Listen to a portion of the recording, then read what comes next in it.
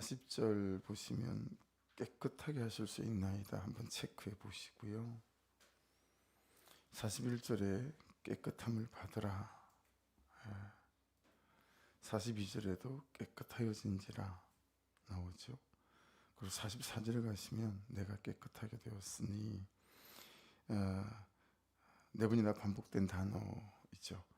눈에 금방 쏙 들어오진 않지만 이 말씀들이 오늘 말씀에 있어서 되게 중심적인 말씀이 될 수 있겠다.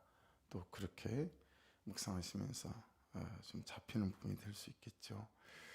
우리가 붙잡고 사는 말씀이 오늘 첫 구절이죠. 새벽 아직도 밝기 전에. 우리 시간으로 따지면 요즘 몇 시에 해가 뜨죠? 한 7시 전에 뜨죠. 그러면 5시쯤 이 정도. 그러니까 아직 새벽이 되려면 제법 시간이 남아있는 그런 시간대를 말합니다. 한적한 곳으로 가서 거기서 기도하시더니 그랬어요. 시몬과 믿고 함께는 자들이 예수의 뒤를 따라가 만나서 이르되 모든 사람이 주를 찾나이다. 어제 무슨 일이 있었죠? 해가 막 지려고 하는데 사람들을 다 불러 모았고 사람들이 다 모였고 많은 사람을 고침을 받고 많은 사람에게서 귀신이 쫓김을 당하고 이런 일들이 있었잖아요. 자, 그러니 모든 사람이 주를 찾는 거예요. 자, 그런데 예수님의 반응이 조금 놀랍습니다. 의외예요. 38절을 보시면 이르시되 우리가 다른 가까운 마을들로 가자. 거기서도 전도하리니 내가 이를 위하여 왔노라 하시고, 내가 이를 위하여 왔노라 그렇게 말씀하세요. 그 찾는 사람들이 있다는 데로 가지 않고 다른 가까운 마을들로 주님께서 가신다라는 거죠. 그러면서 야, 내가 이를 위해서 왔다. 거기서 전도하게 될 거다. 그렇게 말씀하십니다. 이 말씀을 여러분 잘 보시면 예수께서 왜 그렇게 반응하셨을까라고 하는 게 관찰 질문이 될 수 있죠. 사람들의 중심을 보신 거 아닐까요? 말씀 안에서 충분히 그렇게 이제 깨달아질 수 있어요. 사람들의 필요를 따라서 예수께서 사신 것이 아니고 영혼의 구원을 위해서 그분께서 사셨다라고 하는 것을 알 수 있습니다. 그러니까 사람들이 구원과 천국과 영생과 아무 관심이 없어요. 관심이 없고 그냥 이 땅에서 병고침을 받고 이 땅에서 성공하고 이제 이런 데 온 초점이 있다라고 하는 거죠. 말씀이 우리에게 던지는 질문이 있어 보인다라고 하는 거죠. 너는 너의 필요를 쫓아 예수를 믿고 구하는 사람인가? 아니면 말씀이 말씀하신 것을 쫓아서 사는 사람인가? 이 질문에 여러분 한번 대답해 보시겠어요? 어떠세요? 너의 필요를 쫓아 예수를 구하는 사람이 참 많죠. 이게 이제 어떻게 발전하죠? 기복신앙으로 발전하게 되어지죠. 실상은 영생과 구원과 그분의 뜻이 어디 있는지 별로 관심이 없어요. 그러니까 예수를 믿는데 삶의 방법이나 세계관이나 철학이나 삶의 방향들이 하나도 바뀌질 않습니다.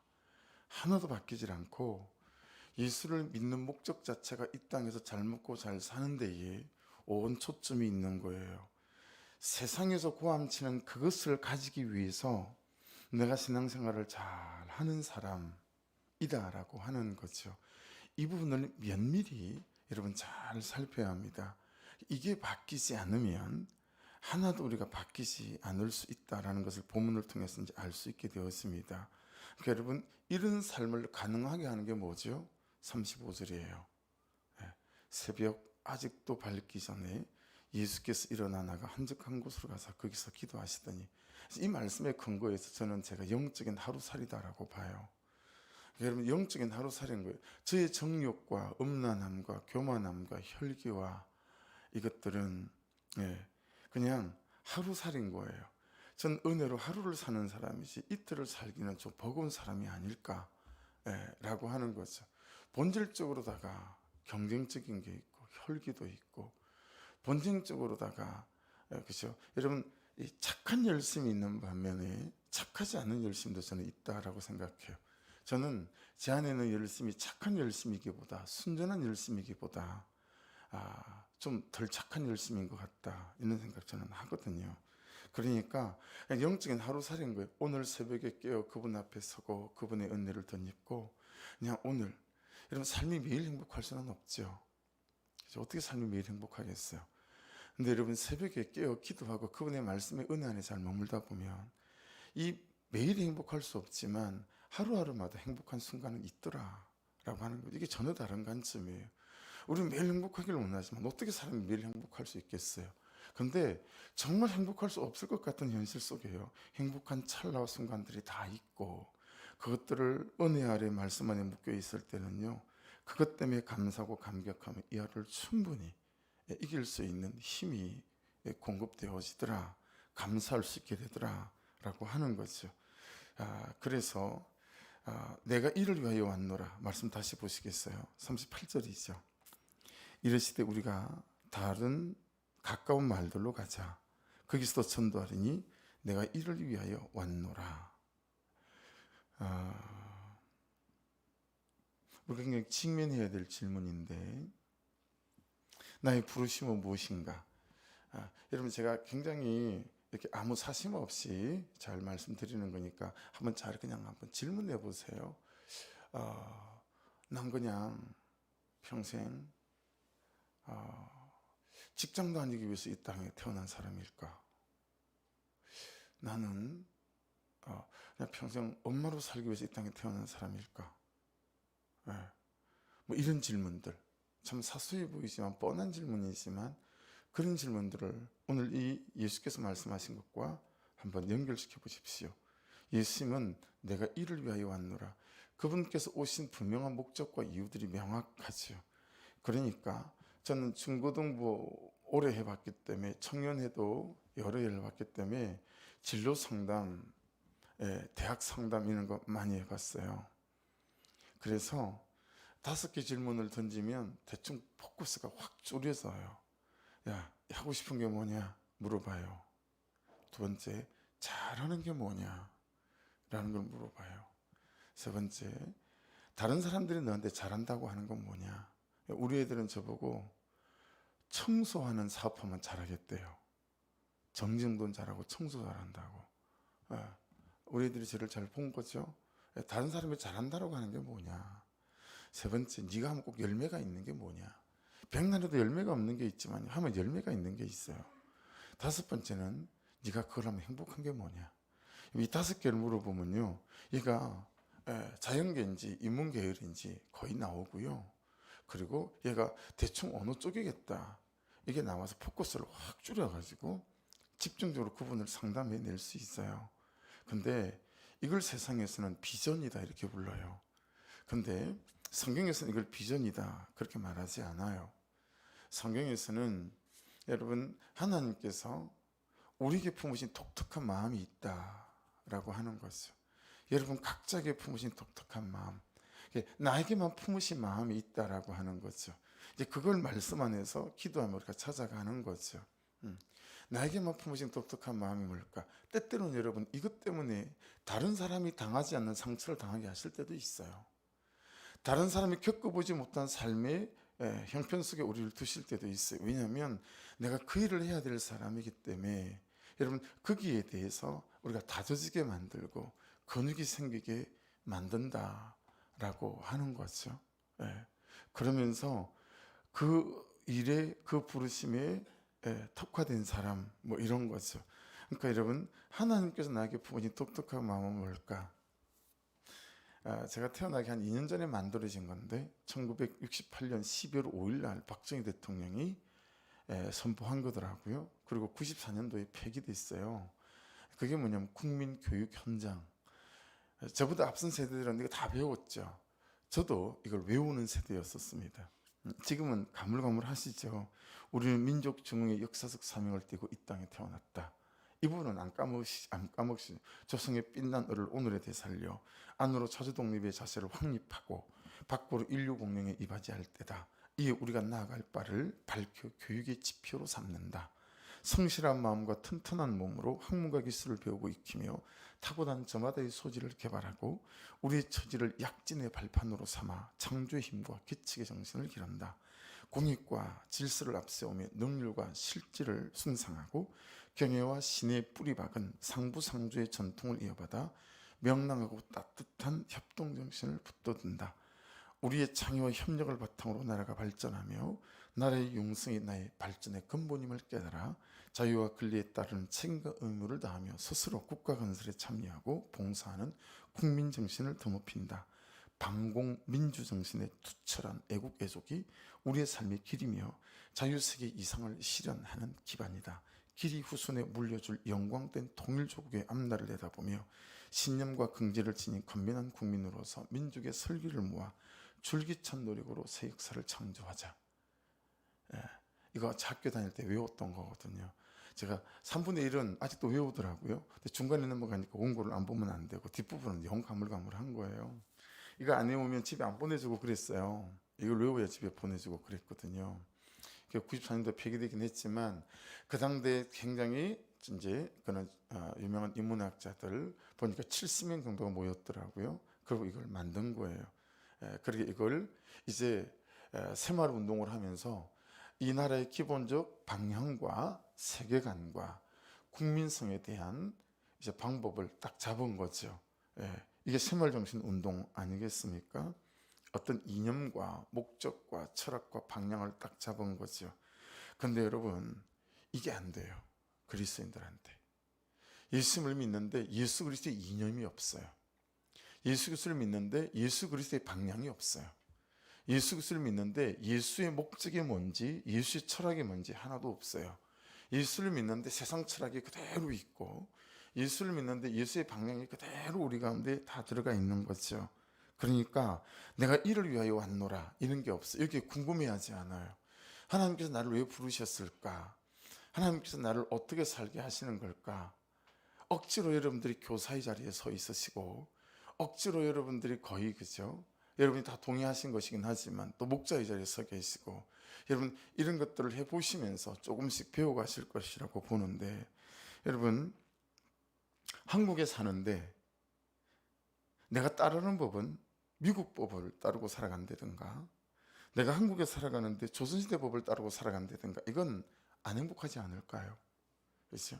의미도 없지 않을까요? 예수를 믿는데 예수의 법이 없고, 복음을 믿는데 복음이 말씀하시는 방향이나 방법이 내게 관심이 없어요. 예수를 믿고 복음을 믿는데 이 세상에서 말하고 세상에 고함치는 그것이 항상 꽂혀 있는 거예요. 그래서 예수를 믿고 말씀을 따라가는 이것도 이 세상에서 말하는 그것을 가지기 위하고 이루기 위한 그 어떤 것에 제 중심이 있다라고 하는 거죠. 그러니까 내가 바라보고 사는 것이 예수께서 말씀하시는 그것인가 아닌가 라고 하는 거, 어제 아침인가 제가 소개해 드리려다가 못 소개시켜 드린 건데,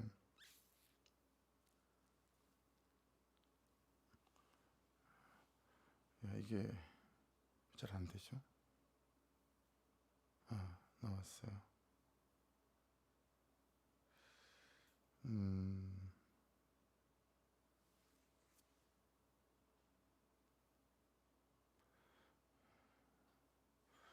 안 나와요. 이상하네. 자, 이제 그 한 예로 등장한 사람이 밑에 나오는 문둥병자다라고 저는 묵상이 됐어요. 그 예로 나오는 사람이. 자, 40절 보십시오. 한 나병 환자가 예수께 와서 꿇어 엎드려 간구하여 이르되 원하시면 저를 깨끗게 할 수 있나이다. 여러분, 문둥병자 아닙니까? 하나님의 저주다 생각했거든요. 그 당대 세계관이 그랬어요. 문둥병에 걸린 건 고칠 수가 없었기 때문에 이건 하나님의 저주다. 이게 사람들이 모든 100이면 100, 만 명이면 만 명, 유대 사회 전체 안에서 문둥병에 걸린 건 하나님이 그 인생을 저주한 거다. 이게 기본적 세계관이었어요. 그래서 공동체에서 내쫓김을 받았죠. 전염성이 있다 이랬기 때문에. 그래서 저 산골 토굴 밑에 뭐 이런 데서 살아야 되는 거예요. 근데 이제 내 가족 중에 문둥병이 걸릴 수 있으니까 가족들이 먹여 살리는 거죠. 혹시 길을 걷다가 저 앞에 사람이 오면 막 표시를 해야 돼요. 예. 근데 저기 사람이 오고 내가 이 길을 걸어가는데 바람이 이쪽으로 불잖아요. 그러면 냅다 떼야 돼요. 냅다 떼어서 바람의 방향을 반대로 서야 돼요. 그러니까 맞바람을 부는 데 서 있어야지. 예, 바람과 함께 걸어가면 돌에 맞아 죽어요. 왜냐하면 바람과 함께 평균이 없는다고 생각했기 때문에 내가 걸어가는데 바람이 일로 막 내 뒤에서 바람이 부는 거예요. 그러면 저 사람들이 오고 있으면 내가 빨리 뛰어서 삥 돌아서, 이해되시죠? 맞바람을 보고 가야 된다라고 하는 거. 수신 안 하면 또 돌에 맞아 죽어요. 그러니까 사람들이 모여 있는 공간에 온다라고 하는 건 그냥 내가 오늘 죽는 날이다라고 작정한 거예요. 근데 이 사람이 지금 사람들이 모이는 장소에 예수님께 나왔다라고 하는 건 이 사람은 그냥 오늘이 죽는 날로 작정을 한 거예요. 작정을 하고 와서 뭐라고 얘기해야 되죠? 저 낫기를 원합니다. 그래야 되는 거 아니겠어요? 그죠? 근데 이게 우리나라 말도 아가 다르고 어가 다르다고 우리가 표현하잖아요. 히브리어는 점 하나가 달라요. 이오타라고 부르거든요. 히브리어는 우리나라 말보다 훨씬 섬세합니다. 우리도 뭐 노랗다, 누렇다, 니리끼리 하다, 뭐 샛노랗다, 별말이 다 있지만 히브리어도 점 하나를 콕 찍으면 의미가 전혀 달라져요. 근데 이 사람이 낫기를 원합니다라고 말하지 않고 저 깨끗하고 싶습니다, 이렇게 말해요. 이건 완전히 문둥병으로 있어 보면서 이 사람의 세계관이 뒤집어지고, 그리고 예수 그리스도라고 하는 소문을 듣고 복음을 듣고 이 사람의 가치관이 뒤집어졌다라고 하는 것을 알 수 있어요. 깨끗하고 싶습니다 라고 말한 것입니다. 육신의 치유가 목적이기도 하겠죠. 그러나 이 사람은 영혼의 치유, 또 삶의 치유, 이런 것들에 대한 문둥병자로 있으면서의 통찰이 그에게 있었겠구나 라고 하는 것을 신학자들도 이해를 합니다. 그러면서 40절에 한 나병 환자가 예수께 와서 꿇어 엎드려 간구하여 이르되, 꿇었어요, 그죠? 엎드렸어요. 그러면서 예수님, 저 좀 깨끗하게 도와주십시오. 원하시면 깨끗하게 할 수 있나이다. 이게 참 복음이죠. 원하시면 깨끗하게 할 수 있나이다. 이 카다리조라는 겁니다. 깨끗함, 도덕적 순결함이라는 뜻을 갖고 있고 영적인 순결함, 이런 뜻을 갖고 있어요. 육신의 질병이 먼저 나아야 되는데 그걸 먼저 구하지 않고 영적인 순결함과 도덕적인 순결함을 이 사람이 얘기한 거예요. 뭐가 연결되어지죠? 구원과 연결되어지죠. 여러분, 병에서 나아도 죽어야 되죠. 구원이 없죠. 근데 영적인 깨끗함이 되면, 그렇죠, 구원을 받는 거잖아요. 그렇게 연결이 되어지니까 이 사람의 가치관과 세계관들이 바뀐 거다라고 하는 거죠. 그렇게 볼 수 있는 거죠. 자, 근데 41절 복음이 나와요. 예수께서 불쌍히 여기사 손을 내밀어 그에게 대시며 이르시되, 여러분 보세요. 우리는 안 그랬으면 좋겠는데 깨끗하지도 않으면서, 그리고 우리는 대단히 순결하지도 않으면서 거룩하지도 않으면서 우리는 다른 사람을 정말 많이 판단하잖아요. 그죠? 정말 판단하고, 어떻게 인간이 그럴 수가 있어? 그러는 사람치고 그 삶이 깨끗한 사람 본 적 있으십니까? 그냥 그게요. 다 내가 그렇고 그가 그렇고 그런 거죠. 근데 문둥병자 정도이면 여러분, 저기서 사람 형체만 보여도 내가 문둥병자니까 돌아가십시오라고 표시를 해야 될 존재인데, 그만큼 더럽고 지저분하고, 그죠? 그런 혐오스러운 존재인데 예수님께서 어떻게 하시죠? 그에게 손을 내밀어 그에게 손을 댔다라고 하는 거예요. 정말 거절하지 않으시는 하나님, 내가 아무리 지저분하고 더럽고 추한 삶을 살더라도 내 몸에 손을 대셔서 나를 깨끗하게 하시기 원하시는 하나님, 우리 주님이라는 사실을 이해할 수 있어요. 여러분, 날마다 새벽을 깨어가며 그 주님을 닮아가는 은혜가 있기를 주의 이름으로 축복합니다. 내게 참 멀고도 먼 얘기죠. 우리는 왜 이렇게 판단이 잘 되고 정죄가 잘 되는지 고질병인 것 같아요. 근데 주님이 손을 대시며 뭐라고 부르셨어요? 내가 원한다, 깨끗함을 받으라 하시니. 여러분, 그분은 우리의 죄를 씻어주기를 원하시고 우리를 정결케 하시기를 원하시는 주님이라는 사실을 알 수 있어요. 이게 너무 복음이잖아요. 내가 항상 원해, 언제나 원해. 네가 원한다면 항상 깨끗함 입을 수 있어, 라고 하는 거죠. 이게 믿음이죠. 여러분, 그분께서 환상 중에 나타나셔서 내가 너를 깨끗하게 하노라 그러지 않으셔도 지금 말씀이 말씀하세요. 주님 원하시면 저를 깨끗하게 하실 수 있습니다. 그래? 내가 항상 원해. 네가 깨끗하게 되어지는 거. 그러니 깨끗함을 입어라. 여러분, 이게 믿음으로 믿는 거지요. 할렐루야. 그래서 깨끗함을 입는 거죠. 내가 원하는 깨끗함을 받으라 하시니 42절 곧 나병이 그 사람에게서 떠나가고 깨끗하여진지라. 할렐루야. 여러분, 이건 절박한 사람일수록 이 복음이 복음으로 와닿는 것 같아요. 헤어날 수 없을 것 같고 어떤 방법도 없을 것 같고 이제는 어떤 식의 치유도 내게 일어날 수 없을 것 같은데, 이게 이제 심리적인 거, 감정적인 거, 우울증이나 조울증 이런 사람들에게 특별히 그래요. 어떤 약도 어떤 것도 내게 소망이 없겠다 싶은데, 그죠? 야, 네가 원하니? 나는 항상 원하니까 너 깨끗함을 입어라. 이게 그냥 믿음으로 쑥 들어오는 거죠. 그리고 내가 예수 그리스도를 믿는 믿음 안에서 깨끗하여지는 은혜들을 경험하는 사람들이 너무 많더라라고 하는 거죠. 예.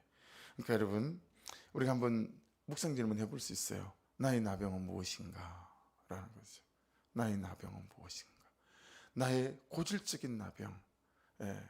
사람들이 싫어하는 나병일 수도 있어요. 이걸 고치지 않아서 사람들이 나를 싫어한다는 걸 본인이 잘 모를 때가 많죠. 모든 사람이 알아요. 저걸 좀 고치면 사람들에게, 근데 그 사람만 몰라. 다 아는데 누가 잘 얘기해 주지 못해요. 근데 여러분, 은혜 속의 말씀 가운데 있으면 그 내 나병들이 드러날 때가 많죠. 이거였구나, 뭐 이런 거죠. 나의 나병이 무엇인지 나는 알기는 아는가? 원함은 있는가? 깨끗하고 싶습니다. 원함은 있는가?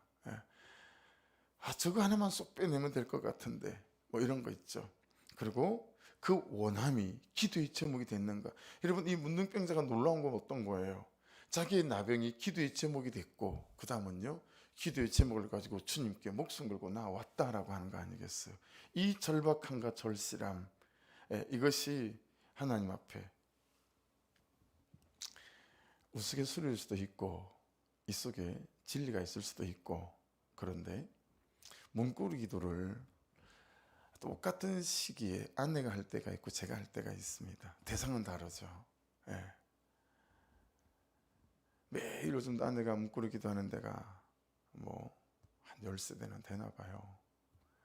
저도 이제 문구리 기도를 시작해야 되는데, 근데 희한하게 똑같은 시기에 문구리 기도를 시작해도 제 기도 응답보다 아내의 기도 응답이 좀 더 빠른 것 같아요. 그래서 제가 질문이 되지 않겠어? 왜 그런가? 근데 거기서 제가 발견한 건 저보다 우리 아내가 훨씬 더 순전하게 기도하는 것 같고, 그리고 참 절박하게 기도하는 것 같다라는 걸 때때로 깨닫고 느낄 때가 있습니다. 여러분, 이 나병 환자는 목숨을 걸은 거잖아요. 절박한 거예요. 절실한 거죠. 그래서 오늘 죽겠다 작정하고 주님께 나와서 나를 깨끗하게 하십시오. 주님이시라면 원하시면 저를 깨끗하게 할 수 있습니다. 그는 온전한 믿음으로 주 앞에 나온 거 아니겠어요? 주님께서, 여러분 생각해 보십시오. 나의 나병은 무엇인가? 그 나병을 기도의 제목으로 만들어서 그 기도의 제목을 가지고 주님께로 나아가는가? 이게 신앙생활 아닐까요? 생각만 있어요. 마음만 있어요. 이게 기도의 제목으로 금방 바뀔 것 같죠? 천리만리처럼 멀어요. 여러분, 마음에 있고 생각에 있는 게 기도의 제목이 바뀌는 건 천리만리 멀다니까요. 그러니까 여러분, 빨리 생각에 있고 마음에 있는 안타까움들이 기도의 제목으로 만들 수 있는 은혜가 있기를 주 이름으로 축복합니다. 기도의 제목을 가지고 절실함으로 하나님께 나아가는 건 이건 또 천리만리죠. 근데 신앙생활은 이런저런 우리의 것들을 기도의 제목으로 만들고 기도의 제목을 가지고 주님 앞에 보복하여 엎드리는 거, 이게 여러분 신앙생활이고, 그때 하나님이 하나님의 일들을 행하시는 역사들이 나타나겠죠. 그런데 이 프로세스, 이 과정 자체가 거의 잘 없어요. 이 과정 자체가. 여러분, 우리 성도들에게, 여러분들에게 참 많은 기도 제목이 있어 보이거든요. 근데 새벽을 깨우는 우리 또 온라인으로 하시는 분들 있지만, 그리고 저녁 9시 몇 사람 앉아있지 않습니다. 이건 신앙생활이 좋고 안 좋고의 문제가 아니고 그냥 내 절실함과 절박함이 있는가 없는가의 문제가 될 수 있지 않을까에 대해서 좀 저를 돌아보게 되고 안타까움이 있는 것 같습니다. 오늘 말씀을 붙잡고 기도하면서 이 나병 환자가 깨끗함을 원합니다라고 하는 이 한마디에 참 많은 게 걸려 있다라고 봐요.